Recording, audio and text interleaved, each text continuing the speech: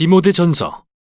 바울은 수년간 여러 지역을 여행하며 새로운 교회들을 개척했는데 선교 기간에 늘어난 동역자들로 큰 팀을 이뤘습니다. 디모데는 그중 한 명인데요. 바울은 예전에 루스드라라는 도시에 갔을 때 디모데의 신실한 어머니와 외할머니를 만났고 예수님을 향한 디모데의 열정과 헌신에 감명을 받았죠. 그래서 바울은 수년간 그의 조언자 역할을 했고 마침내 그에게 사역을 맡겨 다른 교회들로 보내기 시작했습니다. 어느 날 바울은 한 무리의 지도자들이 에베소에 영향력 있는 교회에 잠입해서 예수님과 그분을 따르는 것에 대한 잘못된 관점을 퍼뜨리고 있다는 소식을 듣게 됩니다. 그래서 디모데를 보내 이 지도자들에 맞서 에베소 교회의 질서를 회복하도록 맡기죠. 디모데가 그곳에 도착한 후 바울은 그를 살피고 사역을 완수하는 데 필요한 지침을 주고자 이 서신을 보냈습니다. 디모데전서의 구성은 정말 멋진데요. 도입부와 종결부는 이 지도자들과 그들의 거짓 교리에 맞서야 하는 디모데의 임무를 다룹니다. 그 사이에 있는 두 개의 큰 중간 단락은 디모데가 에베소 교회에서 직면했던 문제들과 관련한 매우 실제적인 지침으로 가득합니다. 그리고 마지막으로 모든 단락은 부활하신 예수님을 세상의 왕으로 높이는 세 개의 연이은 시를 통해 하나로 연결되거나 결론을 맺습니다. 자, 그럼 이제부터 자세히 들여다보죠. 바울은 디모데를 에베소에 보내 이상한 가르침을 퍼뜨리는 지도자들과 맞서도록 한 일을 기억하면서 서신을 시작합니다.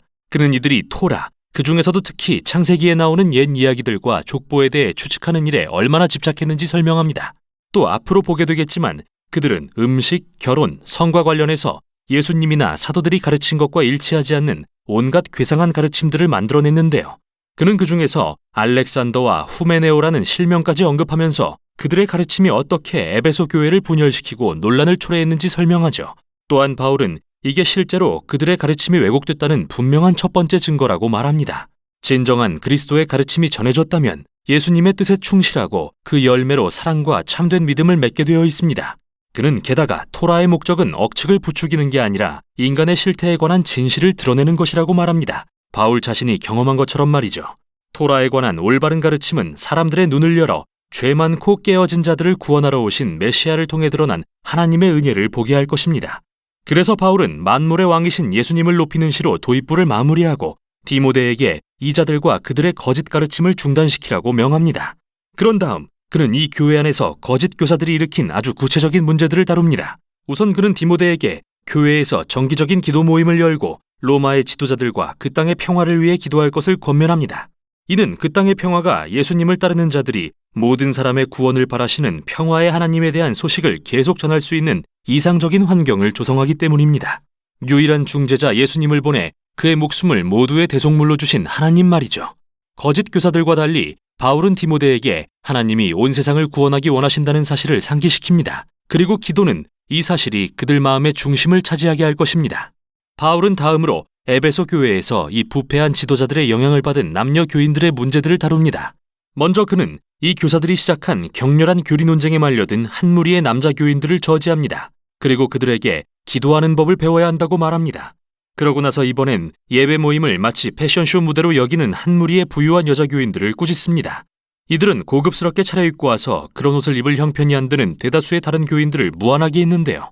그뿐만 아니라 이 여자들 중 일부는 심지어 교회 내에서 지도자의 지위를 침범하여 부패한 교사들에게 배운 거짓 교리를 다른 교인들에게 가르치고 있었죠.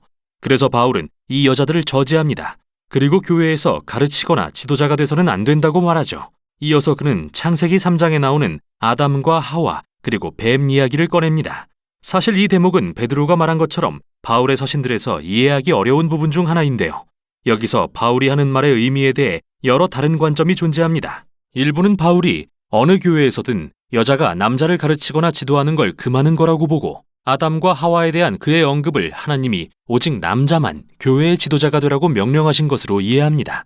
또 어떤 이들은 바울이 교회에서 여자가 남자를 지도하는 것을 금하는 거라고 보긴 하지만 교육을 받은 후에는 여자도 지도자로서 가르쳐야 하고 가르칠 수 있다고 생각합니다. 단 남자의 권위 아래에서 말이죠. 그리고 여전히 어떤 이들은 바울이 오직 에베소 교회의 여자들만 금하는 거라고 보고 아담과 하와에 대한 그의 언급을 이들이 거짓 교사들에게 현혹된 것에 비유하는 것으로 이해합니다. 어떤 관점을 취하든 분명한 것은 바울이 에베소 교회의 이 여자들이 디모데의 지도 아래 적절한 신학 교육을 받아야 한다고 생각한다는 점인데요.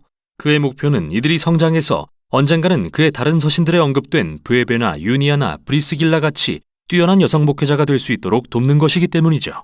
계속해서 바울은 위기에 처한 지도자 문제를 다룹니다. 그는 디모데에게 교회를 위해 장로 또는 감독 역할을 할 남편과 아버지들로 구성된 작고 건강한 팀을 임명하라고 지시합니다. 이 남자들은 뛰어난 인격과 청렴을 갖춰야 하며 한 팀의 집사들과 함께 일을 하게 될 것입니다. 집사란 헬라어로 섬기는 자라는 뜻인데 이 남녀 집사들은 실제로 교회에서 지도하는 역할을 하며 여러 사역을 수행합니다. 또 이들 역시 장로와 같은 인격 요건을 갖추어야 하죠. 그리고 장로와 집사 모두 가족 관계가 건강한 것으로 알려진 사람들이어야 하는데 그게 바로 하나님의 가족인 교회 안에서 그들의 지도력을 입증해 줄 것이기 때문입니다. 결국 그들이 살아가는 총체적인 생활 방식은 예수님의 이야기와 일치해야 하는 것이죠. 바울은 한편의 시에 그분의 성육신과 죽음과 부활, 그리고 왕으로 높임받으신 것과 이제 그분의 새로운 가족이 온 세상에 퍼져나간 이야기를 담아 이 단락을 마무리합니다. 바울이 디모데에게 주는 두 번째 지침입니다. 그는 이 나쁜 지도자들이 일으킨 문제들을 다시 매우 구체적으로 다룹니다. 그는 먼저 그들의 거짓 교리를 바로잡습니다. 그들은 사람들에게 특정한 음식, 특히 고기를 먹지 말고 결혼도 하면 안 된다고 가르쳐왔는데 바울이 듣기에는 터무니없는 소리였죠. 그래서 그는 창세기 1장을 인용해 디모데에게 음식과 결혼은 물론 하나님이 지으신 모든 것이 선하다는 걸 상기시킵니다. 이 사실을 알고 창조주께 감사드린다면 무엇이든 감사하는 마음으로 받으면 된다고 말이죠. 다음으로 바울은 교회가 과부들을 보살피는 사역에 대해 다룹니다. 이 교회 안에는 이 중요한 사역을 악용하는 젊고 부유한 과부들이 있었는데 그들은 틀림없이 2장에 언급된 문제의 여자들인 것으로 보입니다.